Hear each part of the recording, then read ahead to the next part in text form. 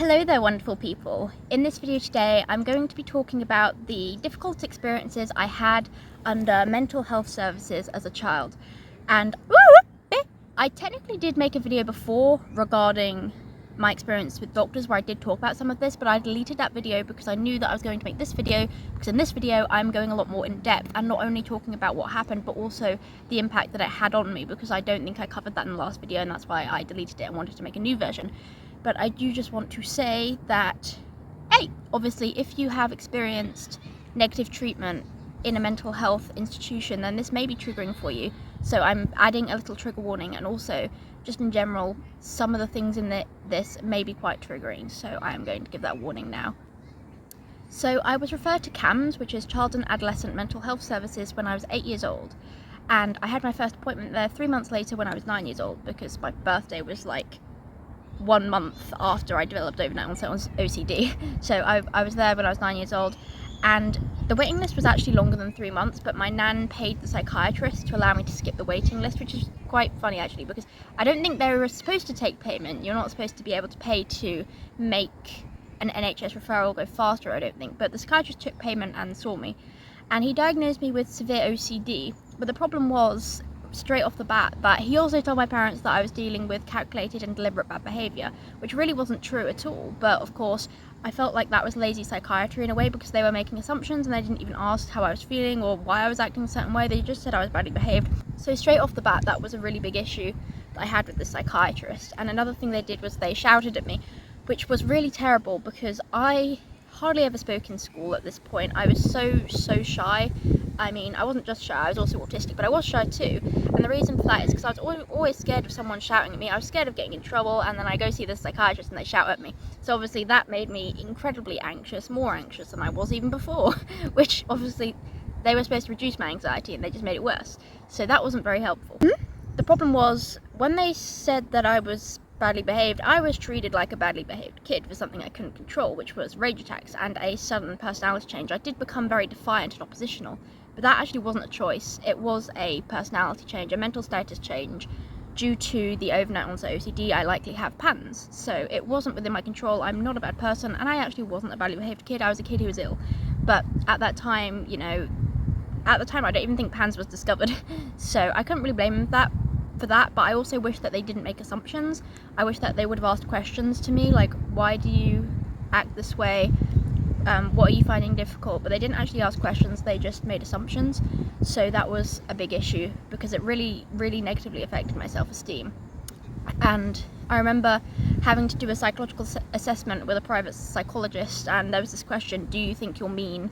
And I said yes, definitely, which is really sad, because I wasn't mean, I was ill, and I was out of control. I wasn't myself. I also had to fill out this worksheet at some point that said, how do your family view you? And I only answered in one word, and that word was naughty. And I wasn't naughty, I know that now. At that time, my self-esteem was very low, and I really hated myself because I felt like I was this really horrible person. When I wasn't, I was just having rage attacks, which are completely uncontrollable. And the personality change, which again was not my fault, it was a very sudden change in my demeanour.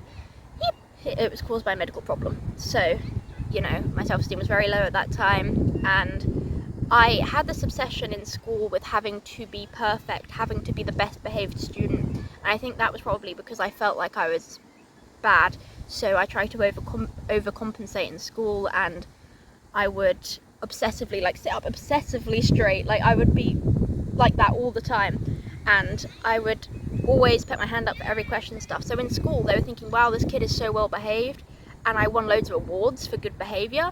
But the problem was that I was only doing that to try to prove to myself that I wasn't as bad as the psychiatrist was making me out to be, because my self-esteem was very low at that time, and I thought I was just a horrible person. So, that affected me immensely. I had very low self-esteem for that time, and no one ever said to me, like, I know you don't mean this, I know you're struggling. No one ever said that to me. I was just treated like I was a bad person. And, I tried to tell the psychiatrist that I wasn't doing this on purpose, but before I could even speak, they shut me down and refused to let me speak. So I couldn't stick up for myself at that time.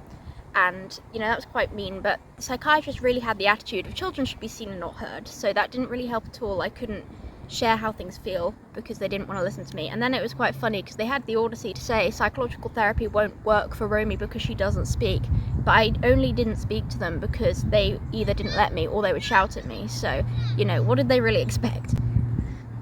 I eventually got a new psychiatrist, and I was actually a lot more open with this one, a lot more confident, because I thought they would help me, but they actually turned out to be worse than the first one. Basically, I remember telling them that I think I have Tourette syndrome because I knew that I had tics. I would bark like a dog, I would scratch myself until I bled as tics, I would bend down to touch the floor, and I said to them, I think I have Tourette syndrome. And they just said, there is no way you have Tourette syndrome because it doesn't affect your life enough. And that was actually a really hurtful thing for them to say because, you know, I said I was scratching myself until I bled uncontrollably. I couldn't walk properly because I kept touching the floor. I was very severely disabled by my tics. And they didn't believe me. They didn't listen to me. And that was extremely invalidating and actually did harm me a lot. The invalidation can be very hurtful for someone when they're struggling that much. Also, considering it was Tourette OCD that I had, and that made me lose the ability to dress myself and walk upstairs, I was severely disabled, but they just told me it didn't impact my life enough, which was extremely hurtful. And then when I did tell them that actually my tics are really severe, they really harm me, they laughed at me.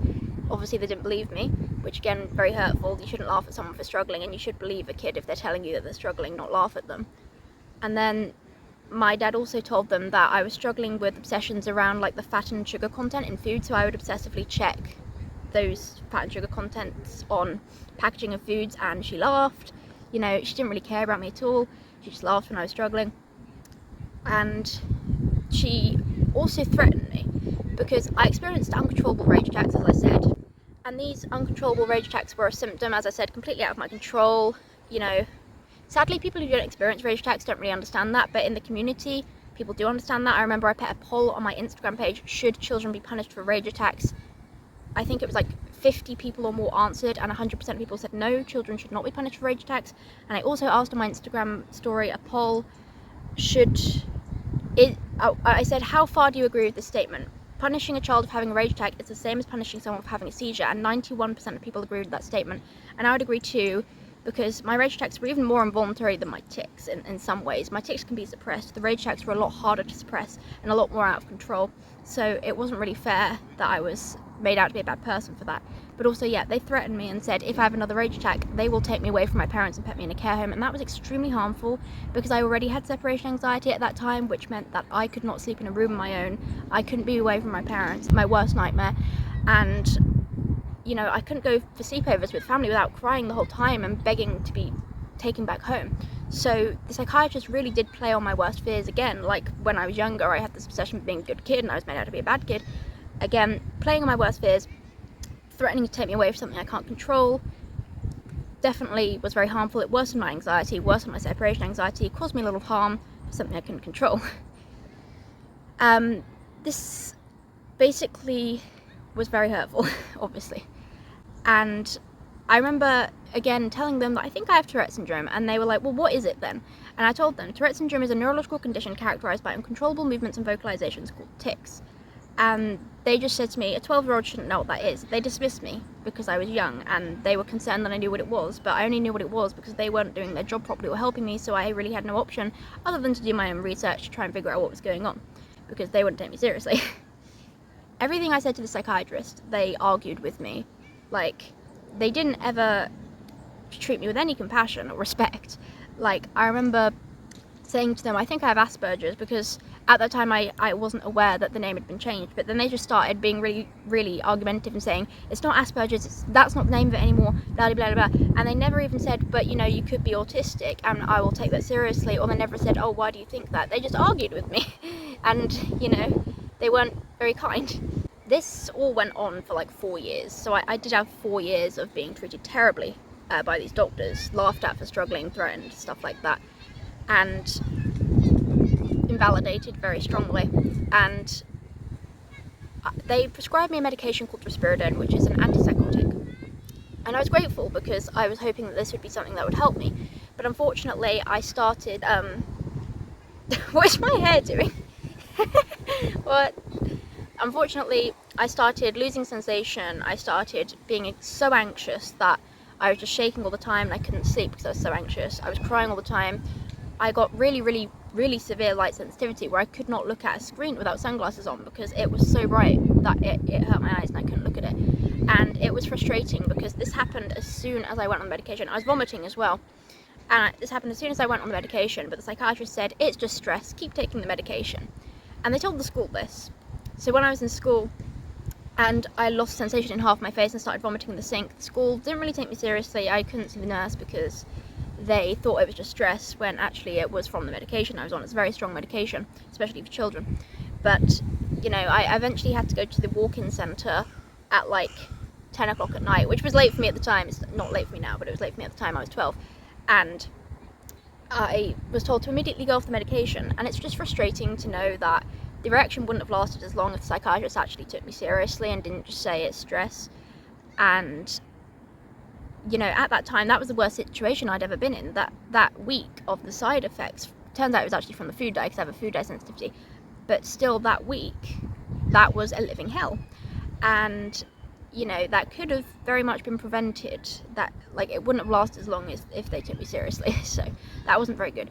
And the psychiatrist also refused to refer me to a neurologist. They basically started saying, well, the closest neurologist is in London, and I don't think it would be any point in you going to see a neurologist despite me having neurological symptoms, you know, the motor and vocal tics. But they didn't take me seriously. So that was quite frustrating. I could not get an appointment to see the type of doctor I needed because they would just refuse to refer me. That wasn't good at all. The psychiatrist also just constantly spoke to me and my mum in the most condescending tone of voice possible. They spoke down on us as if we had the intelligence of a rock, basically, and it was extraordinarily frustrating. They also blamed my parents and destroyed my parents' self-esteem because, you know, parent blaming, I hate parent blaming, and I'm not even a parent, but not only does it leave the child to suffer whilst the psychiatrists are trying to point the fingers, you know, it destroys the parents' mental health as well. So my parents were really blamed for my struggles, which was ridiculous. And we got sent to family counselling because they thought it was my parents' fault. And on our first appointment at family counselling, the counsellor just said, there is nothing wrong with your family unit. I don't understand why you've been sent here. And we were like, same, like, we haven't done anything wrong. So, you know, the blaming was ridiculous as well. And I remember everything I said to my psychiatrist was immediately dismissed. So nothing was taken seriously. Like, I started seeing this purple spirograph in the corner of my vision. I still see it now. And I said to them, I see this purple spirograph in the middle of my in the side of my vision. And they were like, oh, it's just something in your eye. And I was like, I don't think it is. And they're like, yeah, it's a floater. But obviously, I'm nearly 20 now and I still have it. It's not a floater. It's not something in my eye. Something in my eye would not create a very vivid neon pattern. But I do see it as a spiritual thing now. But technically, it was still frustrating that they would dismiss everything as something very minor and not take anything seriously. Another example of that was, I would have uncontrollable laughing episodes where I would laugh for like 40 minutes at a time, completely uncontrollably. And they just said, oh yeah, it's because you lack empathy. I was like, what? Because I don't lack empathy. I do struggle in some ways to show it because I'm autistic, but I do feel empathy actually very strongly. So that was quite offensive to me.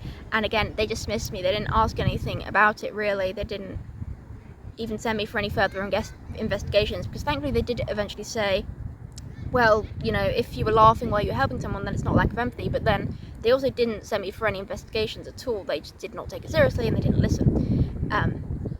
So I didn't really have a way to actually get the appropriate diagnoses that I needed. I didn't have a way to get appropriate medical care.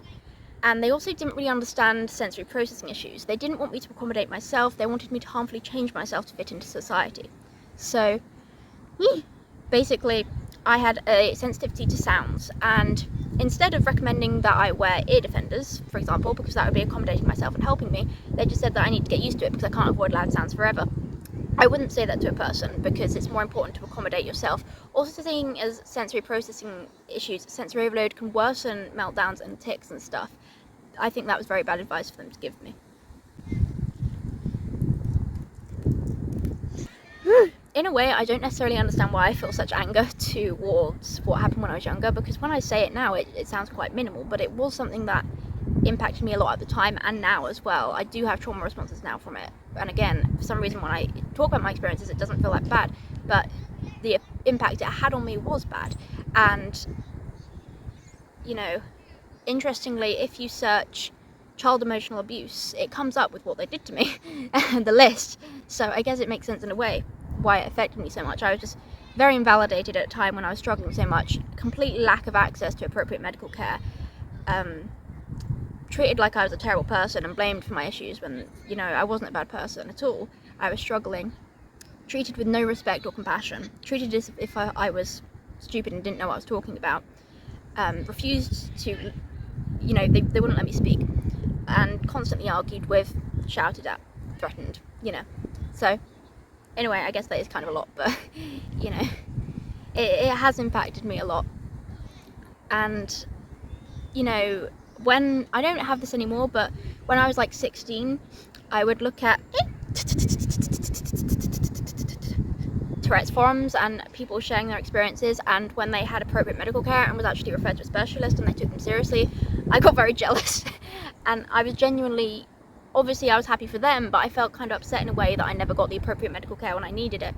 And that was something I noticed for a long time. And another thing I noticed was someone with PANS I knew wrote a blog about how they were basically suicidal, and their psychiatrist was really compassionate and said they can call them anytime to help them. And I was really surprised, because I was like, your psychiatrist actually wants to help you? Your psychiatrist cares about how you feel? That seemed very strange to me, that they would actually care, which is kind of sad, because that just shows that I wasn't cared about by the people who I was told would help me and would care for me, but they didn't. They just caused me harm.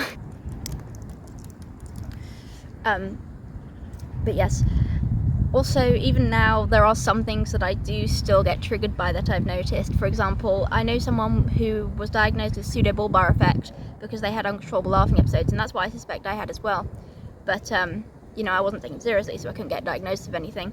But, you know, I was a little bit jealous. Obviously, I was happy for them at the same time. I'm not evil, I was happy for them. But part of me was a little bit jealous, and I suddenly felt very angry because it reminded me of how I was never taken seriously when I was younger and very much struggling. And I do sometimes feel bad that I'm nearly 20, and the experiences I had when I was 12 and even 9 years old still affect me so strongly. I still have such strong trauma responses. I'm still triggered by things related to it that remind me of it. And I do sometimes feel like that's my fault for not letting it go, but I actually have tried to let it go. For example, I've said so many times that I forgive them, but regardless of me saying that, I'm still affected by the trauma responses. I'm still triggered by things. So unfortunately, me saying that didn't cure the issues related to it. And as well as that, I think it's actually affected me more severely with age, because, for example, when I was 14, I wasn't even bothered by it anymore. When I was 14, I wasn't bothered by my past experiences with the psychiatrist harming me emotionally. I wasn't bothered anymore. At 15, it didn't affect me. At age 18, when I realised that what they did and how they treated me is actually the same as emotional abuse, that's when it started affecting me more, because I realised how bad it really was. And when I realised how bad it really was and how inappropriate it was for them to treat a child like that, especially at a time when I didn't have a childhood. Like, I spent 4 years severely disabled by severe Tourette's OCD, unable to dress myself, unable to walk upstairs, you know, constant rituals. Like, I would come home from school and have 8 hours of rituals. I had no free time. I basically didn't have a childhood in that time. You know, in that time when I was already going through the most stressful situation in my life, then on top of that, being treated like absolute, I was going to swear that, and I'm not going to, but just being treated terribly by the people who you were told was going to help you, that does have an impact on you. And I actually kind of forgot what I was originally going to say, because I think I was on a different topic, but I don't know what topic I'm on now. Oh dear, my train of thought is a bit chaotic.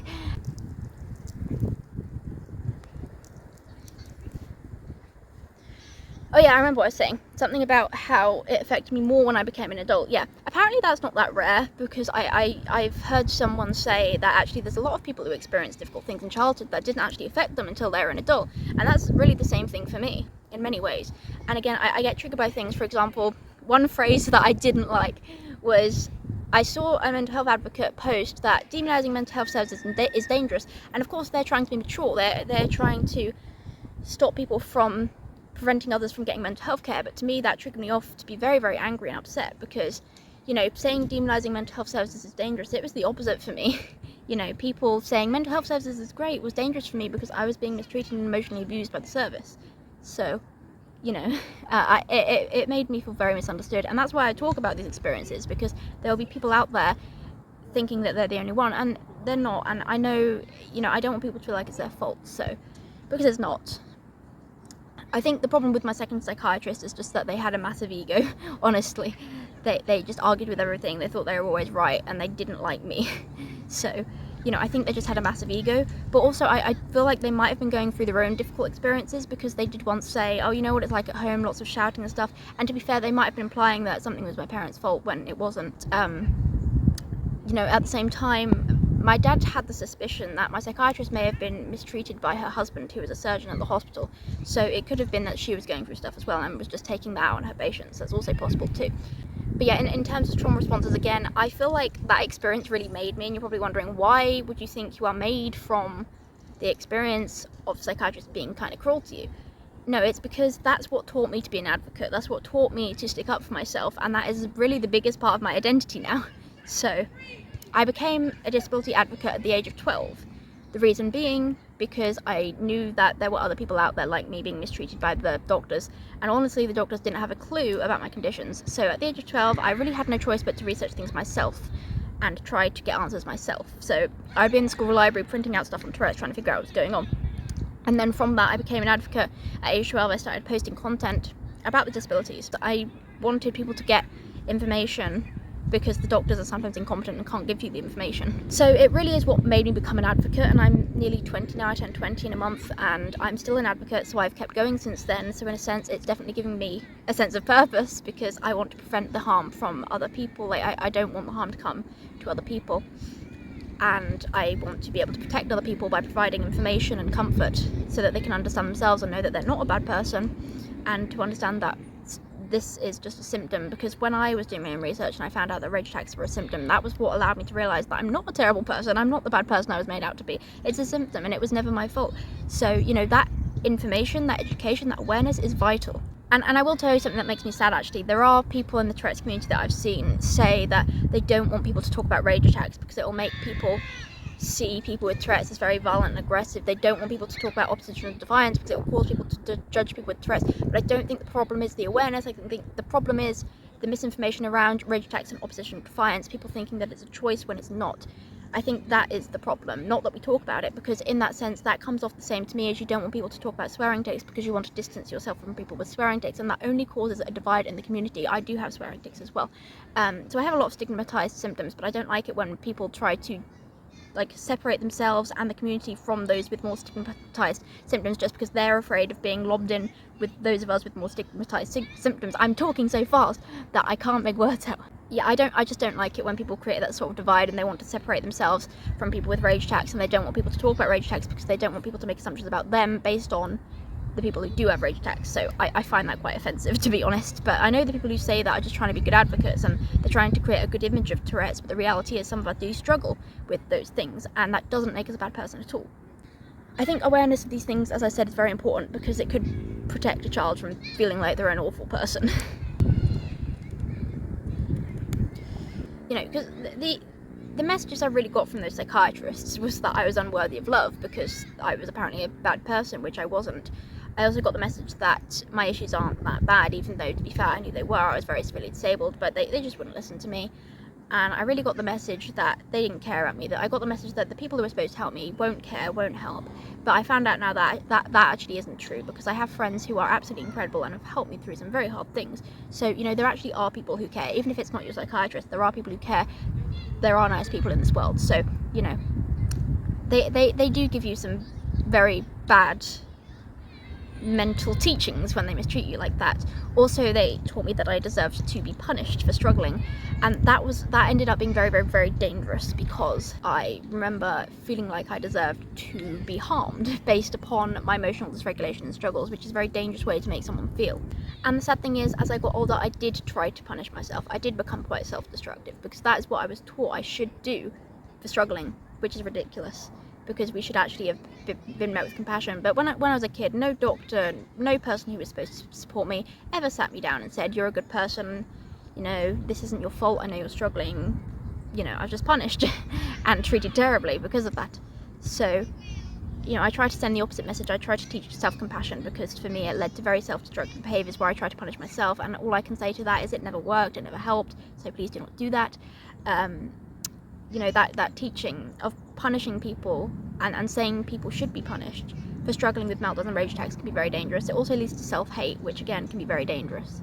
This sounds really strange, but in a way the experience has also impacted my fashion sense. You're probably thinking, how on earth does being mistreated by mental health services as a child impact your fashion sense? And I will explain, okay? I'm not wearing it today, but I do like to wear very long sleeve shirts with a collar because this is going to sound weird. They make me feel masculine.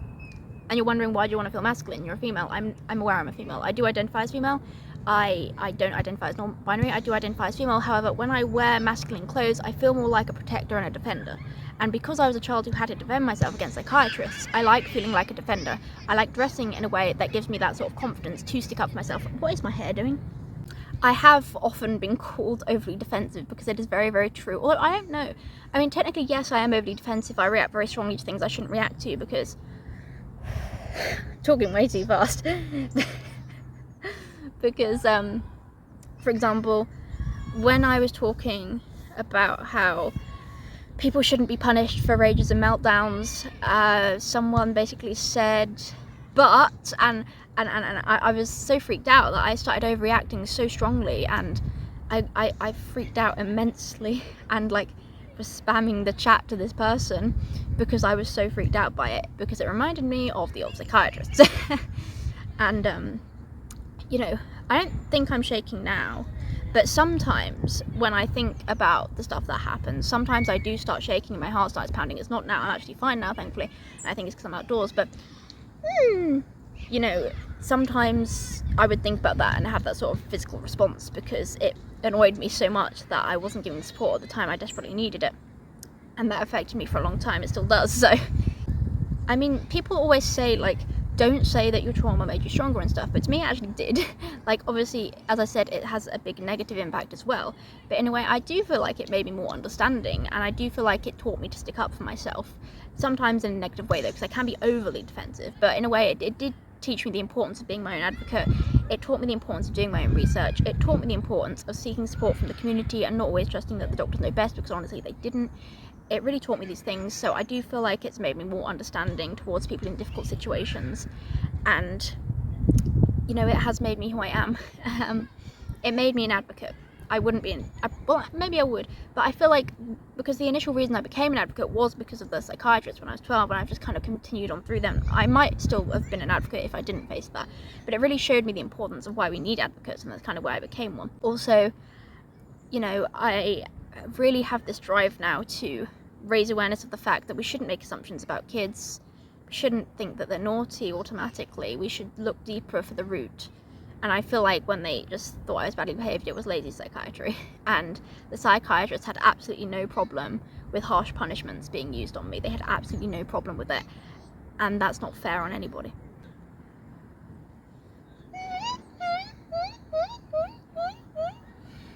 And yes, being honest, I do still have a lot of anger about it.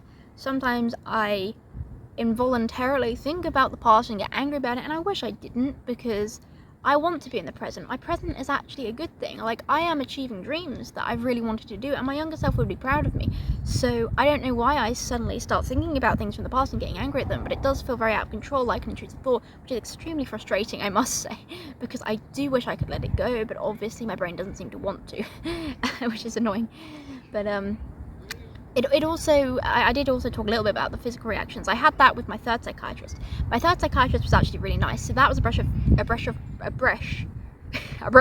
That was a breath of fresh air.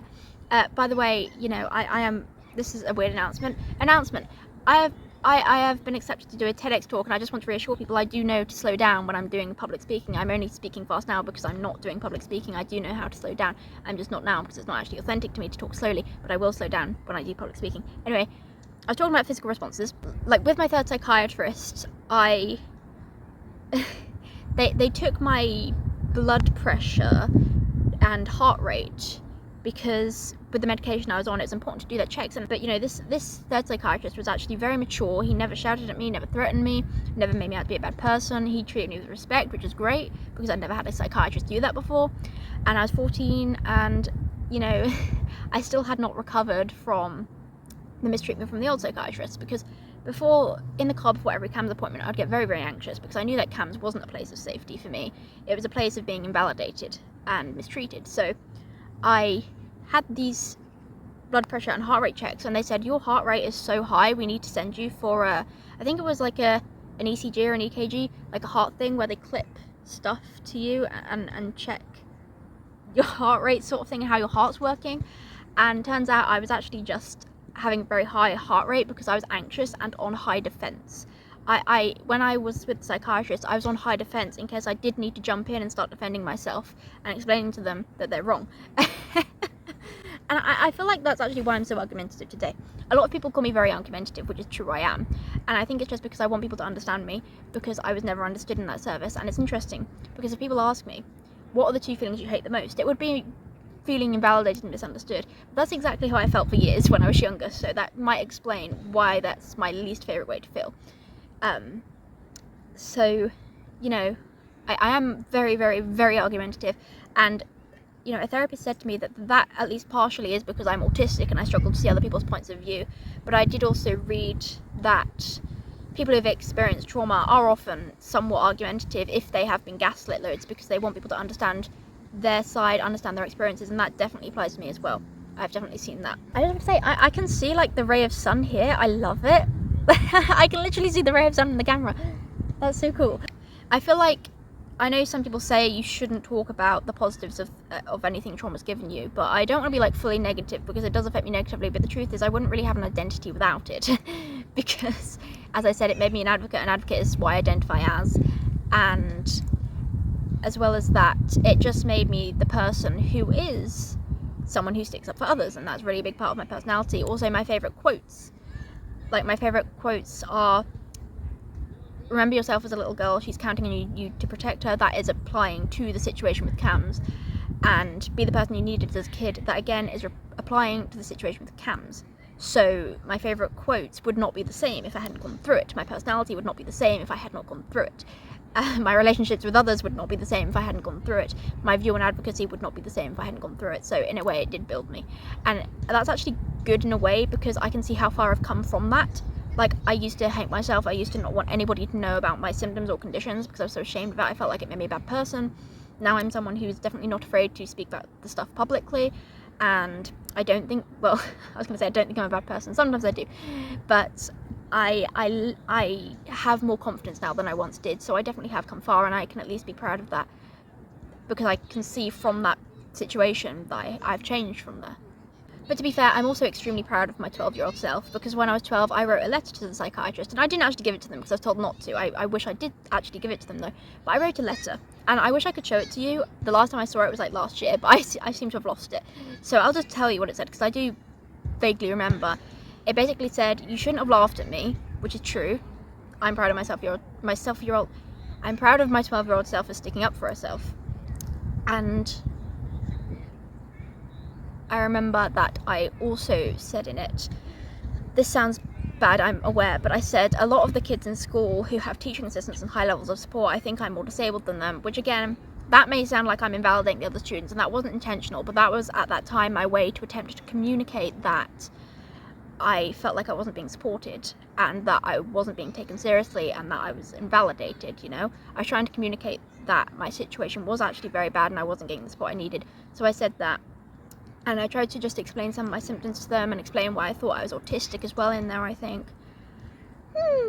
So yeah, I basically wrote that letter to try and get them to understand me, but I didn't give it to them because I was told not to, but I wish I did actually give it to them, because, I don't know, actually, maybe it's good I didn't, because maybe they would have just argued and said, I didn't laugh at you, even though they did. You know, they probably would have argued, so maybe it's a good thing that I didn't give it to them.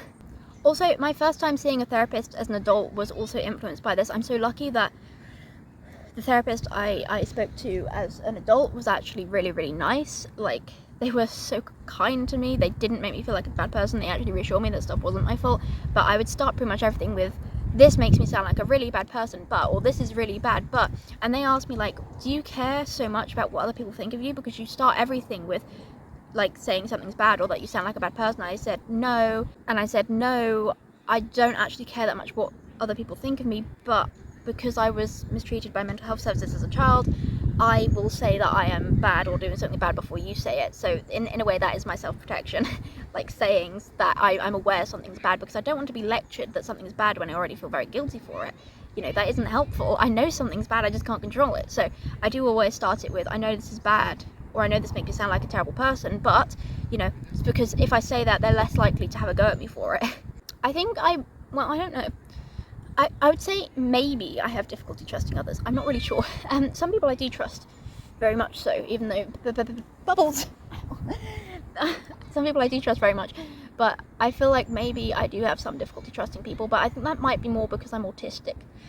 Because I can't read people's intentions very well, and I don't understand what's a red flag. I don't understand what is socially acceptable and what's not necessarily. So, in a way, yes, I might struggle to trust people in the sense that I don't know whether I should trust them. And yes, that's mainly because I'm autistic, but I think it might also be because, you know, the people who I was told were going to help me made things worse and were literally a walking red flag. So, you know, there's that. I am becoming so exhausted because I just did like a full body movement thing. It makes me so tired. I'm gonna stretch because I'm so tired. Right. Another thing I find funny, like this wasn't necessary, well maybe it was, I don't know. But basically, the psychiatrist said that tics won't be a part of your life forever. And in a way, I don't know if they were trying to reassure me or invalidate me at that point, but I actually didn't necessarily think that was a good thing to say, simply because, you know, some people actually don't grow out of their tics. I'm nearly 20 and I still tic. So not everyone grows out of their tics. And I think saying that can give a sense of false hope to some people, because people with Tourette's can tic for their whole life. But again, they didn't believe I had Tourette's, so, you know. But obviously it wasn't the worst thing they said, but I also wasn't very happy with them saying that. And I do think that even if my tics go away, the impact that they have on my life will always stay with me, because I will always be passionate about raising awareness, and I will always have the memories of living with tics, because it's like a very big part of my life. Another situation which wasn't the worst situation, that was an interesting noise, but was strange, was I told them that I was afraid to sleep in a room of my own, because I couldn't sleep in a room of my own, and they asked me why, and I said, well, I'm scared to hallucinate, and they were just like, that's strange, because most kids would just say they're scared of the monsters under their bed, and I didn't really know what to make of that. What's really funny as well is when I was like 13, I actually saw the psychiatrist in a shop once, and actually no, I wasn't 13, I was 14, and I remember seeing the psychiatrist in the shop once and thinking, should I go up to them and talk to them? And I actually decided against it. I was like, I don't want to talk to them again. But if I ever saw them in public this time, I actually probably would speak to them. In a way, my mind is sort of in two, and I feel like this, at least partially, is from the past experiences, because I don't have a split mind or anything, but in a way I have visualized this in a way that makes sense to me. There is the defender, and the defender is what I usually see as my authentic personality. The defender is an advocate who sticks up for themselves a lot, but is seen as overly defensive and argumentative, and I also am seen as dominant sometimes, overly dominant. I don't mean to be, it's just because I'm very protective and I want to be heard, but I do get seen as overly dominant as well, unfortunately, and I know that's bad. But I just want to be heard and want to protect others. So that's why I come across that way. But yeah, anyway, there's a defender. And they're like that. And they're more masculine. But I also have what I call like the nurture craver. That doesn't make any sense. But basically part of me that craves nurturing, part of me that craves comfort, part of me that craves love. That's just a part that's kind of sad, and that's really how I feel when I cry. Basically, that's not the defender. That's the version of me when I am just very sad, and that's the version of me that just wants someone to actually take care of them and show them empathy and compassion and validate them. So that's why I call them the nurture craver, even though that doesn't really make any sense. I must also say though, there was also more to the story that I think made me overly defensive, but the mental health services, how I was treated there, was definitely the main thing. But I was also bullied by the students. So, you know, I had rocks thrown at my house, I had food thrown at me at lunch, I had a student come into my classroom and just like mimic my tics in front of everybody. I had a student say, if I were you, I'd just kill myself. You know, I had people just mimic me, try to block me in, shine lights in my eyes and laugh because I was light sensitive. I had people rip at my diary. I had someone say, my mum works for the council so they can ban you from the park because you're strange. I'm actually in that park right now. Obviously they can't actually ban me, and this was like 10 years ago, but you know, I was basically bullied a lot at the same time as being mistreated by the psychiatrist, so that definitely adds to it as well. What am I doing? Overall, I think I have the message to send that I believe it's very important to question doctors because they can get things wrong. And sadly, just because someone was smart enough to pass medical school doesn't mean that they're a decent human being. Although that's kind of a cruel thing to say. Maybe they are a decent human being, but I think they might have been hurt themselves in a way that caused them to invalidate others, because they might not have thought that what other people were going through was as bad as them or something. I'm not sure, but, you know, they might not have been a bad person, but they definitely did things that were unhelpful. But to be fair, I'm also very argumentative, and I got annoyed at them for arguing with me all the time. I'm kind of the same in that sense, so I can't really be that annoyed. What is... Fuck off. Sorry. What is strange as well, though, is I don't really do it anymore, but sometimes I would see that I'm doing similar kind of facial expression to the psychiatrist and kind of get freaked out by that. I also often try to just send the message that kids should not be punished for meltdowns and rage attacks. As I said, it can lead to self-hate, low self-esteem, self-destructive actions, and can just leave the kid feeling very shameful for something they can't control. But sadly, not everyone listens to this. I got in a little bit of an argument with a mum on Facebook because they said that autistic meltdowns need consequences and they punished their son for it. And I was trying to explain that, you know, that can be kind of harmful because it's uncontrollable. And I told them it's uncontrollable, and they just said disagree. I was like, this is frustrating because they're not even autistic themselves, and you know, it's gaslighting again. But you get gaslighting everywhere, so it's quite frustrating. And I did try to validate them, and they were like, well, have you ever had it this bad and stuff? And, you know, people can be invalidating still. But obviously, I don't think they mean it, but it was frustrating. But thankfully, another autistic person jumped in and just said, you know, some autistic people develop PTSD from being punished for these things and can have so much self-hate that they are at suicide risk. So thankfully, other people jumped in as well. But they didn't listen. They just said, get off your high horse, and then they left the group. So, you know, some people don't listen, which is frustrating. But when we say this, we actually are just trying to help people who've gone through the same thing. We're not trying to be annoying. We're not trying to attack parents. We're literally just trying to prevent their kid from harm. I need a drink. Wow, I have ranted for 45 minutes. This is going to take a long time to edit, isn't it? I guess it's just long because this is my full story. Here's my life story. No, but it has had a massive impact on me. It is what I was built from. It is what made me who I am. So of course it has a big impact on me. And I have definitely got trauma responses from it. There was another thing as well that I wasn't sure whether it was stemming from it, but it definitely could be, where, like, I am very overly clingy. And in the sense that I'm overly clingy, I think it's because I crave nurturing again. That's the nurture craver. But I'm very clingy. And I obviously I had separation anxiety when I was young anyway. But I do wonder if the reason that I'm so clingy could also be because a psychiatrist threatened to take me with my parents, and that made me a lot more clingy. Because I don't want to lose people I love, and that was a big threat at the time. So maybe, I don't know, because I can, like, I mean, it's bad. I can say, like, I'm gonna, like, talk to you next week or something, and then I can 4 hours later phone someone crying because I'm scared of being away from them. I don't want them to leave. So, you know, I'm very, very clingy as well. I don't know if that's related or if that's something else, but I'm like that. Luckily, the people around me are very validating, and they do say that it's understandable that you are overly defensive and very clingy and all these things regarding what you've been through. Like, when I explained it to someone, when they were confused as to why I was so overly defensive, I explained it to them, and they said, oh, actually, that is very valid. That makes a lot of sense considering what you've been through. So I don't use it as an excuse, but it definitely is an explanation, because I do feel very out of control sometimes, and I believe that definitely was caused by that. So yeah.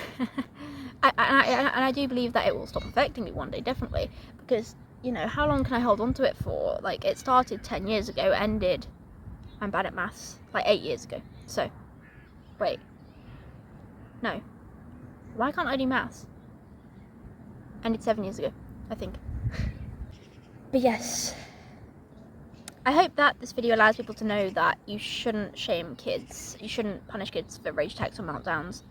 I hope it helps you know that questioning doctors can be healthy, and that, you know, the impact of mistreatment can be big. And I think an issue is, when you are mistreated by a doctor, people still see the doctor as a specialist.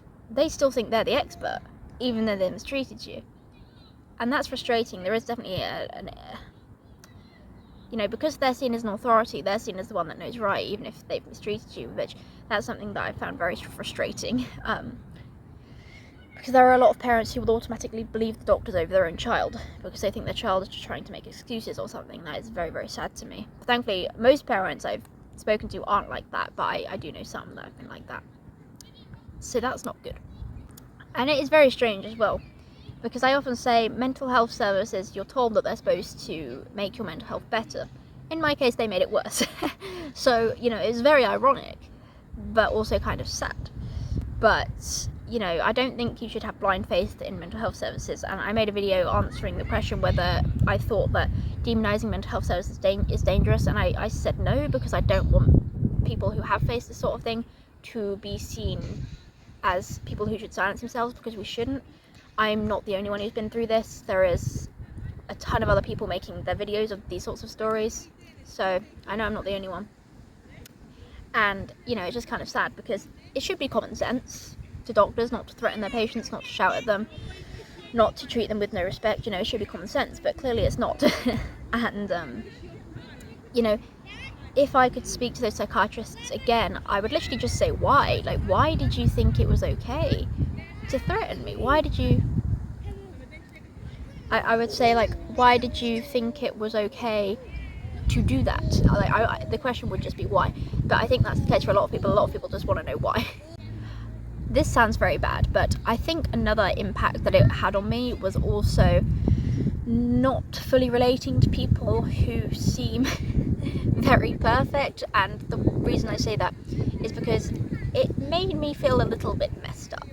I've been through very complex things that a lot of people don't understand, and that can be very difficult. So when I see someone who seems so perfect, like they do everything perfectly all the time, and it sounds horrible, when I see people who haven't been through such complex situations in life, I do get quite irritated for some reason, which is interesting. And I do get more, I do feel closer to, and I resonate more with the people who have been through a lot and who are a lot more complex and who have a lot more so-called issues, because I relate to those people and I feel more understood by them.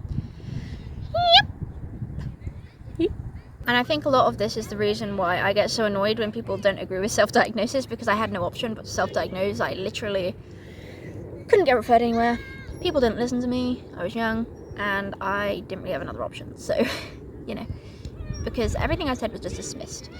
And again, when I was an older teenager, I actually had a similar kind of experience where I was denied any medical care or assessments at a time when I very much needed it. I was having dilated pupils that didn't restrict when light was shone in, major loss of coordination, loss of sensation, being unable to move without putting all my focus on the area of my body. So I had some very complex neurological issues going on, but again, I was just told, listen to yourself, you're being ridiculous, and denied any medical care.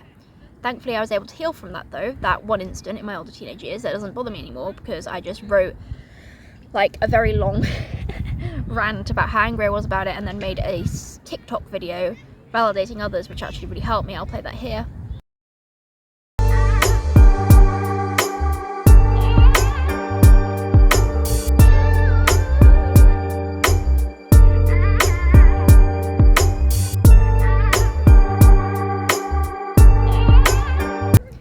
But, you know, after that it just stopped bothering me. It doesn't bother me anymore. But what I haven't seemed to overcome is the 4 years of those sorts of experiences when I was a child. And I think that's because those happened at a time when my brain was still developing.